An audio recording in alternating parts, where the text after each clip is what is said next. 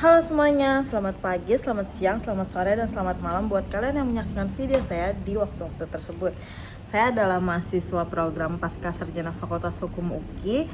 Nama saya Tasya Humaira dengan nomor induk mahasiswa 250219007. Adapun video ini saya buat untuk memenuhi tugas ujian tengah semester saya dari mata kuliah Hukum Perbankan yang diampu oleh dosen saya, Ibu Dr. Diana Ria Winanti Napitupulu, SH, MH, MKN, MSc. Halo Kak, Ya, Pegadaian itu apa sih Kak? Sejarah Pegadaian itu apa sih, Kak? lembaga mana yang menjamin pegadaian sih, Kak? Oke, tenang. Saya akan menjawab pertanyaan-pertanyaan dari teman-teman semua. Sebelum saya jawab, jangan lupain pertanyaan paling penting. Apakah pegadaian itu dijamin transaksinya oleh hukum? Sebenarnya tentu aja dijamin, makanya saya buat video ini. Nah, pasti teman-teman di sini pernah melihat outlet pegadaian gitu, entah waktu teman-teman pulang kerja atau berangkat kerja.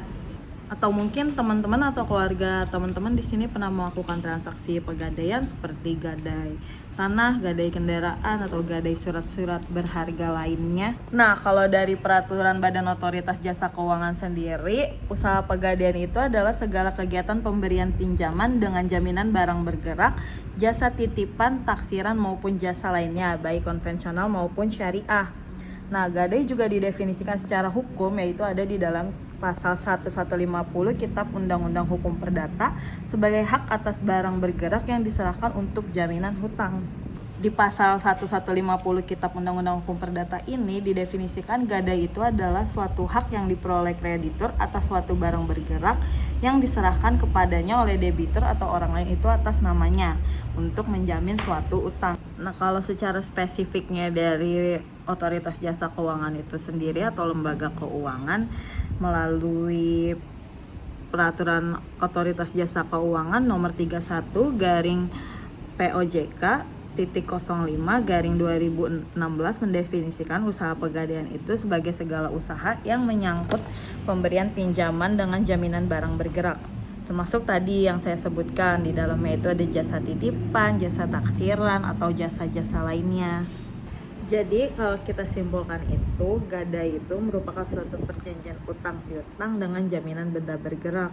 Nah, adanya jaminan tersebut itu supaya barang-barang yang jadi objek jaminan itu ada di bawah kekuasaan si pemegang gadai. Terus di mana nih transaksi gadai di Indonesia dilakukan? Nah, transaksi gadai di Indonesia itu dijalankan oleh perusahaan perseroan pegadaian. Terus tugas pokoknya si pegadaian ini apa? Tugas pokoknya si pegadaian ini adalah untuk memberikan pinjaman kepada masyarakat atas dasar hukum gadai. Nah, sebelum membahas lebih jauh mengenai perseroan pegadaian, kita perlu tahu dulu nih sejarah pegadaian itu dari mana asalnya. Sebenarnya sejarah pegadaian itu sangat panjang ya asalnya. Dia itu dimulai sejak era kolonial Belanda, di mana pada tanggal 1 April 1901 pemerintah Hindia Belanda itu mendirikan lembaga gadai pertama di Sukabumi, Jawa Barat. Pendirian ini bertujuan buat ngelindungin masyarakat dari jeratan rentenir. Karena seperti yang kita ketahui, mungkin rentenir itu biasanya lebih merugikan orang yang diberikan pinjaman sama mereka gitu kan. Untuk menghindari kerugian tersebut, makanya pemerintah Hindia Belanda membuat pegadaian yang disebut dengan jawatan pegadaian. Lalu setelah Indonesia merdeka pada tahun 1945, pegadaian diambil alih oleh pemerintah Republik Indonesia dan terus beroperasi untuk melayani masyarakat hingga hari ini. Di tahun 1961, status pegadaian itu berubah menjadi perusahaan negara. Nah, berdasarkan peraturan pemerintah, transformasi ini menandai komitmen pemerintah dalam menyediakan layanan keuangan yang mudah diakses oleh seluruh lapisan masyarakat Indonesia. Dalam perkembangannya sendiri itu, pegadaian mengalami transformasi kelembagaan yang signifikan sepanjang sejarah sejak ia berdiri. Awalnya berstatus sebagai perusahaan jawatan atau yang disebut Perjan, kemudian berubah menjadi perusahaan umum atau yang kita kenal dengan Perum. Nah, Perum itu terjadinya sejak terbitnya peraturan pemerintah nomor 10 tahun 1990. Kemudian transformasi terbesarnya itu terjadi di tahun 2012. Nah, di tahun itu sejak terbitnya peraturan Pemerintah Nomor 51 Tahun 2011 yang meresmikan bahwa Pegadaian itu merupakan perusahaan persero milik pemerintah dengan memberikan fleksibilitas dalam pengembangan bisnisnya. Selain pengembangan bisnis, tentunya juga ada pengelolaan modal dan ekspansi layanan. Transformasi ini memungkinkan Pegadaian menjadi lebih berkembang dan menjadi lembaga keuangan modern yang mampu bersaing di era digital hingga saat ini. Apa aja sih layanan Pegadaian? Layanan atau produk utama Pegadaian itu ada banyak. Yang pertama ada KCA, kredit cepat dan aman. KCA ini merupakan kredit dengan sistem gada yang diberikan kepada nasabah untuk semua golongan, untuk kebutuhan konsumtif maupun kebutuhan produktif. Nah, biasanya cara untuk mendapatkan pinjamannya itu cukup mudah, cepat dan aman karena kita hanya perlu membawa agunan berupa perhiasan, emas batangan, mobil, sepeda, motor, laptop, handphone, atau barang elektronik lainnya. Kemudian ada Krasida. Krasida itu merupakan kredit angsuran bulanan yang diberikan kepada UMKM guna pengembangan usaha dengan agunan atau jaminannya itu berupa perhiasan, emas, atau barang kendaraan bermotor. Lalu ada Kreasi. Kreasi ini merupakan kredit yang berupa angsuran bulanan diberikan kepada UMKM untuk mengembangkan usaha dengan sistem fidusia. Nah, fidusianya itu gampang, hanya berupa BPKB saja yang menjadi jaminannya, sehingga kendaraannya itu masih bisa digunakan oleh orang yang menggadaikan BPKB tersebut. Jadi hanya bukti kepemilikannya saja yang digadaikan. Terus ada juga nih produk syariahnya dari Pegadaian. Salah satunya itu ada produk Arum Haji, dimana ini merupakan pembiayaan dengan sistem gadai emas untuk melakukan pendaftaran haji. Kemudian ada juga investasi emas. Investasi emasnya itu ada Emas Mulia yang merupakan layanan penjualan emas batangan dengan secara tunai atau angsuran dengan jangka panjang yang fleksibel dan proses yang mudah. Lalu ada tabungan emas, merupakan layanan pembelian dan penjualan emas sebagai titipan dengan harga yang terjangkau. Nah, yang terakhir itu ada konsiasi emas. Konsiasi emas itu merupakan layanan titip jual emas batangan di Pegadaian supaya transaksinya itu menjadi jauh lebih aman. Kemudian ada juga nih kesamaan produk layanan yang diberikan oleh Pegadaian juga bank, yaitu berupa jasa titipan, di mana kita itu bisa memberikan titipan berupa barang berharga kita seperti perhiasan, berlian, surat berharga maupun kendaraan bermotor. Nah, kalau di dunia perbankan itu dikenalnya dengan safe deposit box, sementara di Pegadaian hanya dikenal sebagai jasa titipan. Bahkan saking hadirnya Pegadaian untuk masyarakat, Pegadaian itu menyediakan jasa layanan sewa auditorium mereka yang dikelola oleh Pegadaian untuk disewakan kepada masyarakat guna melakukan acara atau seremoni. Ada juga nih layanan lain dari Pegadaian, yaitu multi pembayaran online, merupakan layanan pembayaran tagihan seperti listrik, telepon, pulsa, air minum, bahkan pembelian tiket kereta api secara online tanpa harus memiliki rekening di bank. Pegadaian juga punya produk layanan untuk menerima atau mengirimkan uang dari dalam atau luar negeri. Tentu saja, kerjasama ini dilakukan dengan remitan berskala nasional dan internasional. Dan teman-teman tenang saja, transaksi Pegadaian itu sangatlah aman karena diawasi oleh otoritas jasa keuangan. Nah, hukum apa aja sih yang menjamin transaksi Pegadaian? Yang menjamin transaksi Pegadaian itu tentu saja yang paling menjadi fondasi utamanya adalah hukum perdata. Di hukum perdata sendiri itu dari pasal 1150 sampai pasal 1160 telah mengatur jelas, bahkan telah memberikan banyak sekali pengertian tentang Pegadaian. Definisi Pegadaian itu bisa dilihat di pasal 1150 Kitab Undang-Undang Hukum Perdata. Kemudian perlu diketahui juga kalau dasar adanya Pegadaian itu adalah karena ada perjanjian utang piutang. Itu bisa dilihat di pasal 1151 Kitab Undang-Undang Hukum Perdata. Sementara untuk syarat sahnya bisa dilihat di pasal 1152. Bagaimana hutangnya dibayar dan sampai kapan barangnya ditahan itu bisa dilihat di pasal 1153 sebagai hak kreditur. Kalau kreditur yang wan prestasi secara pasal 1154, maka kreditur berhak untuk menjual barang gadai. Di mana barangnya dijual? Nah, itu diatur di pasal 1155. Biasanya barang tersebut akan dilakukan lelang secara umum, kecuali ada perjanjian lain. Kreditur juga wajib menjaga barang yang digadai. Hal itu sesuai dengan pasal 1156 Kitab Undang-Undang Hukum Perdata. Nah, di pasal 1157 disebutkan bahwa kreditur tidak boleh memakai barang tanpa izin debitur. Terus kalau barangnya dijual di pasal 1158, maka kreditur itu punya hak untuk didahulukan dari hasil penjualannya.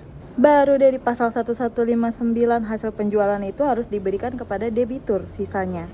Di pasal 1160, gadai itu berakhir jika hutangnya lunas, barang kembali, atau barang musnah. Regulasi pegadaian itu juga diatur di Hukum Sektor Jasa Keuangan. Negara itu mengaturnya melalui Peraturan Otoritas Jasa Keuangan Nomor 31/POJK.05 Tahun 2016. Sama Peraturan Pemerintah Nomor 51 Tahun 2000. Regulasi ini yang menandai terjadinya transformasi pegadaian. Nah, dari yang sekadar menjadi hubungan privat menjadi bagian dari industri jasa keuangan yang disediakan oleh pemerintah. Fungsi utamanya tentu saja adalah untuk mengatur perizinan usaha pegadaian, memberikan standar operasional seperti penaksiran barang, bunga, dan jangka waktu. Lalu juga memberikan kewajiban transparansi kepada nasabah, dan tentu saja yang melakukan pengawasan itu adalah Otoritas Jasa Keuangan atau yang kita kenal dengan OJK. Karena transaksi pegadaian itu sering melibatkan masyarakat dengan kondisi ekonomi tertentu, maka kan bisa juga menimbulkan ketidakseimbangan. Oleh karena itu, ada Undang-Undang Nomor 8 Tahun 1999 yang mengatur mengenai hukum perlindungan konsumen. Nah, hukum perlindungan konsumen ini sendiri memberikan jaminan kepada nasabah kalau dia itu berhak atas informasi yang jelas dan jujur, terlindungi dari praktik yang merugikan, dan dapat mengajukan gugatan jika dirugikan. Jadi, hukum ini bersifat sebagai keadilan korektif atau corrective justice, kemudian sekaligus memperkuat posisi debitur sebagai pihak yang lemah secara ekonomi. Nah, secara teoritis, gadai itu merupakan perjanjian aksesorir di mana keberadaannya bergantung pada perjanjian pokok atau hutang. Jadi, jika hutang tersebut hapus, maka gadai juga dihapus. Mungkin di sini teman-teman ada yang bertanya, apa sih bedanya bank sama pegadaian? Nah, perbedaannya sendiri itu bisa dilihat dari cara kerja, fungsi, serta pemberian pinjamannya kepada nasabah. Bank itu kan lembaga keuangan ya, seperti yang kita tahu. Biasanya tuh bank itu memang dikenal sebagai tempat kita menyalurkan dan menyimpan dana gitu.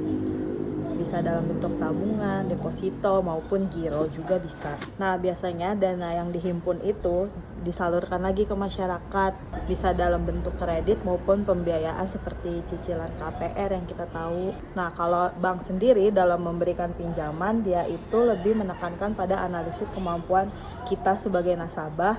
Kita itu bisa dinilai oleh bank, kita tuh mampu atau enggak untuk membayar pinjaman yang kita ajukan atau pinjaman yang nantinya akan disetujui oleh bank. Biasanya cara bank menilai kita mampu atau tidaknya itu mereka tuh akan melakukan pemeriksaan riwayat seperti riwayat kredit, terus riwayat penghasilan kita, sama kelayakan finansial kita itu seperti apa. Makanya di bank itu pinjamannya tidak selalu harus memberikan jaminan, karena ya tadi mereka itu akan menilai kemampuan kita secara finansial itu seperti apa. Karena yang jadi dasar utama bank itu adalah kepercayaan dan penilaian mereka terhadap kondisi ekonomi nasabahnya. Nah, sementara karena pegadaian itu adalah lembaga keuangan yang memberikan pinjaman dengan sistem gadai, makanya masyarakatnya itu biasanya untuk melakukan pinjaman terhadap pegadaian, mereka itu akan memberikan barang jaminan.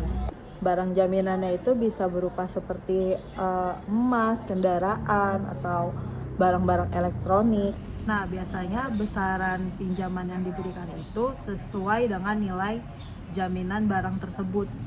Beda dengan bank yang mana yang tadi kita sebutkan atau kita jelaskan, kalau bank itu akan memberikan pinjamannya sesuai dengan kemampuan ekonomi atau kemampuan finansial nasabahnya. Sementara kalau pegadaian ya itu tadi lebih kepada nilai barang yang dijaminkan. Karena nggak memerlukan analisis yang begitu mendalam seperti bank, makanya proses di pegadaian itu untuk memberikan pinjaman biasanya lebih mudah dan cepat. Jadi bisa disimpulkan kalau perbedaan keduanya itu adalah bahwa bank itu fokusnya pada kepercayaan dan analisis finansial nasabahnya, sedangkan pegadaian itu berfokus pada nilai jaminan barang sebagai dasar utama pemberian pinjaman. Nah, perlu diketahui juga kalau pegadaian itu punya tantangan terbesar di era digitalisasi ini. Salah satu tantangan utamanya adalah mulai muncul perusahaan vintage yang menawarkan layanan pinjaman secara online dengan proses yang jauh lebih cepat dan jauh lebih praktis. Bahkan prosesnya itu nggak perlu menjaminkan apapun gitu. Biasanya kalau kita lihat di iklan-iklan itu kayak hanya modalkan KTP saja kita bisa mendapatkan pinjaman yang begitu besar.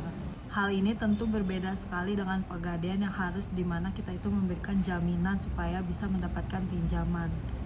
Nah, karena semakin berkembangnya layanan teknologi, tentu saja kan masyarakat ingin layanan keuangan yang jauh lebih instan, efisien, dan bahkan cuma lewat aplikasi aja biar nggak pergi-pergi gitu. Jadi perubahan perilaku dari masyarakat ini harusnya membuat Pegadaian itu bisa bertransformasi dari sistem yang konvensional menjadi sistem digital. Tentu saja tidak hanya berupa investasi besar dalam pengembangan teknologinya, tetapi sumber daya manusianya juga harus mampu mengoperasikan dan mengelola sistem tersebut.